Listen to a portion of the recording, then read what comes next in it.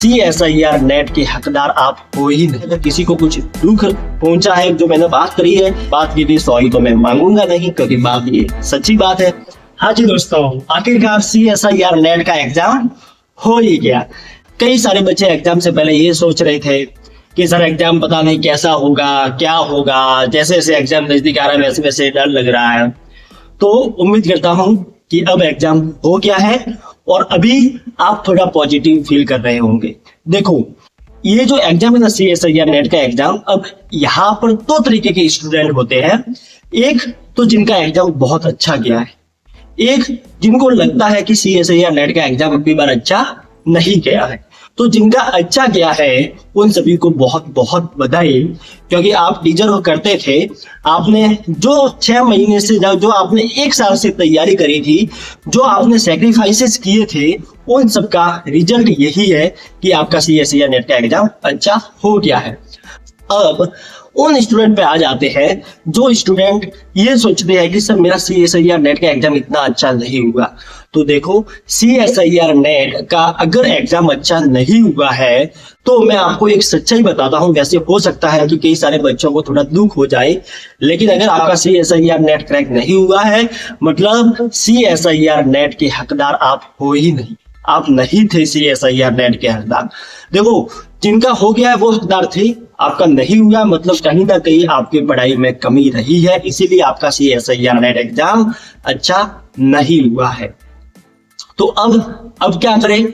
तो अब इन 6 महीने में आपको वो चीज करनी है जिससे आप CSIR नेट के हकदार बन जाए, CSIR नेट के लायक बन जाए। अब कैसे हकदार बने, क्या करें? तो हमें वही काम करना है जो हमने पिछले 6 महीने में जो नहीं किया है। अब आपको पिछले 6 महीने में जो आपने गलती करी है, जो आपने इस एग्जाम में गलती करी है, उन गलती को दोहराना नहीं है। तो अधिकतर बच्चों को तो एक दिक्कत ये भी रहती है कि सर मुझे पता ही नहीं चल रहा कि मैं क्या गलती कर रहा हूँ या क्या गलती कर रही है, ये भी नहीं पता चलता है। तो देखो, हम सारी चीजें डिस्कस करेंगे कि आपने क्या क्या गलती करी है, आपको कैसे पढ़ना था, अब आपको कैसे पढ़ना चाहिए, तो हम सारी चीजें डिटेल से देखेंगे। तो सबसे पहले बात कर लेते हैं गलती की।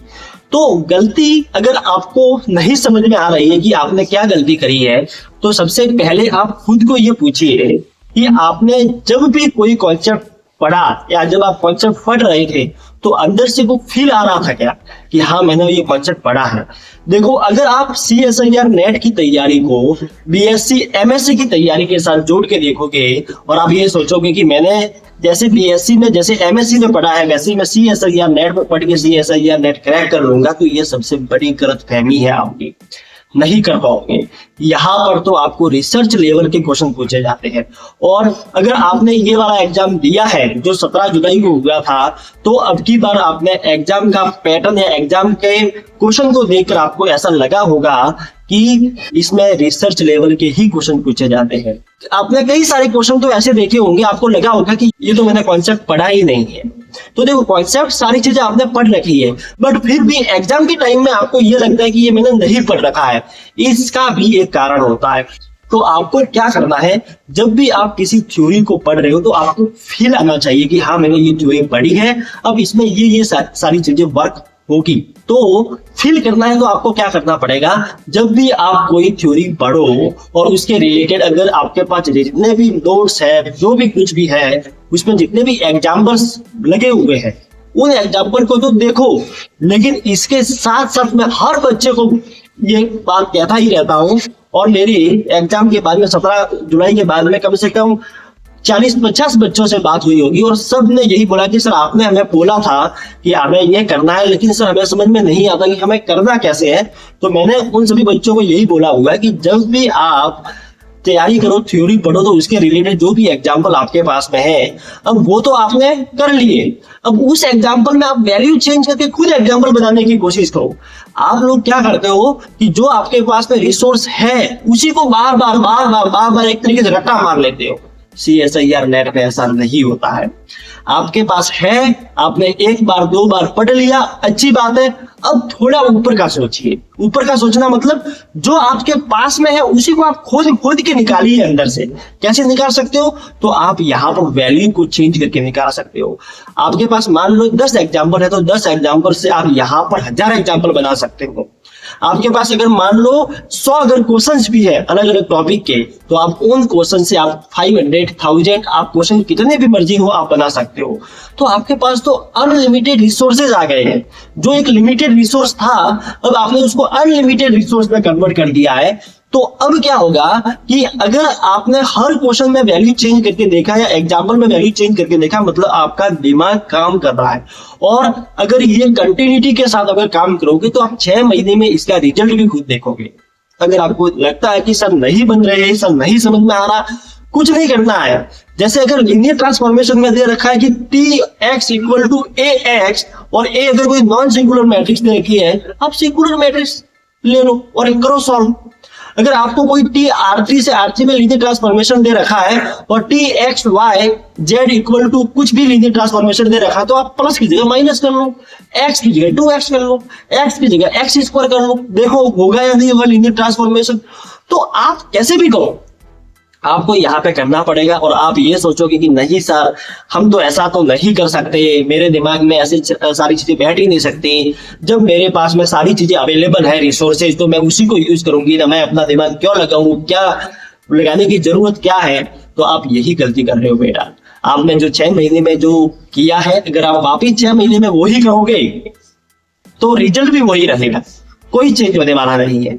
अब आपको थोड़ा ऊपर का सोचना पड़ेगा, आपको CSIR नेट लेवल का सोचना पड़ेगा। देखो अगर कोई बच्चा ऐसा ही बनता है ना, तो ऐसा ही लेवल का जो एटीट्यूड होता है ना, वो उसको कई साल पहले से आ जाता है। अगर कोई बच्चा नीट एग्जाम क्रैक करता है तो उसका जो एटीट्यूड होता है ना वो नीट लेवल का ही पहले से कई साल पहले से हो जाता है। अगर आप CSIR नेट क्रैक करना चाहते हो तो CSIR नेट लेवल का एटीट्यूड तो लेके आओ। आपके अंदर तो एटीट्यूड ही नहीं है, आपके अंदर एटीट्यूड तो है BSc MSc का, और क्रैक करने चले हो CSIR नेट, कैसे हो पाएगा? आप सबसे पहले अपने अंदर का एटीट्यूड चेंज करो। आप खुद को मानो कि मैं CSIR नेट की तैयारी कर रही हूँ और मैं एक असिस्टेंट प्रोफेसर हूँ, मैं एक रिसर्च लेवल का आदमी हूँ। आपको ये सारी चीजें अपने अंदर लानी पड़ेगी, तभी तो आप कुछ नया कर पाओगे। अदरवाइज वही आप ये सोचोगे कि मैं तो BSc लेवल का आदमी हूँ, मैं MSc लेवल का आदमी हूँ, मैं BSc लेवल की लड़की हूँ, तो फिर आप क्या कर पाओगे नया? आप कुछ कर ही नहीं पाओगे। आपको उस लेवल का सोचना पड़ेगा। जब आपके अंदर एटीट्यूड आएगा उस लेवल का, तब आप सोच पाओगे, थिंक कर पाओगे। अदरवाइज कुछ नहीं होगा। अदरवाइज वही करोगे कि आपको ये सारी चीजें रट के आ जाओगे और आपका एग्जाम वापिस रिजल्ट वही हो जाएगा। तो कंक्लूजन ये है, इस एग्जाम से आपको ये सीखना है कि आपने क्या क्या गलती करी है, वो गलती नहीं करनी है। अब आपको थोड़ा ऊपर का सोचना है, अपना एटीट्यूड चेंज करना है। मैंने जो आपको बताया है, जो आपके पास लिमिटेड रिसोर्सेज है उसको अनलिमिटेड रिसोर्सेज में कन्वर्ट कर दीजिए। आपके पास जो भी एग्जाम्पल है उसको एग्जाम्पल को आप बढ़ा सकते हो। आपके पास क्वेश्चन जितने भी कलेक्शन है उस क्वेश्चन को बढ़ा सकते हो।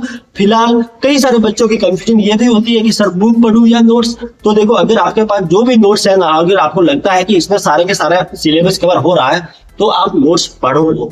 आप बुक्स में इतना मत घुसो, क्योंकि अगर बुक में अगर घुसोगे ना तो मुझे लगता है कि 6 महीने आप बुक में ही घुसे रहोगे, आपको कुछ सीखने को मिलेगा नहीं। तो फिलहाल आप बुक से थोड़ा दूर हट जाइए। आपके पास जो भी नोट्स है उस नोट्स को ही पढ़िए। हाँ, लेकिन आपको ये लगता है कि नोट्स मैंने सारे कवर कर लिए, अब मुझे कुछ एक्स्ट्रा पढ़ना है, तो आप बुक को रेफर कर सकते हो। ऐसा भी नहीं है कि आपको नहीं करनी। कुछ टॉपिक आपको लगता है कि नोट्स में नहीं आ रहे तो बुक को रेफर कर दो। लेकिन आपके पास जो नोट्स बने हुए हैं, आपको लगता है कि सिलेबस उसमें सारा कंप्लीट हो रहा है, तो आप नोट्स को ही रेफर करो। बाकी आप समझ ही गए होंगे मेरा यहाँ पर क्या ऑब्जेक्टिव है कहने का है। अगर किसी को कुछ दुख पहुंचा है, जो मैंने बात करी है किसी ऐसा या नेट के अगर आप लायक नहीं हो, तो उस बात के लिए सॉरी तो मैं मांगूंगा नहीं, क्योंकि बात ये सच्ची बात है। आपको अपना एटीट्यूड चेंज करना पड़ेगा, लायक बनना पड़ेगा बेटा। अगर लायक नहीं बनोगे तो एग्जाम क्रैक कैसे करोगे? धन्यवाद।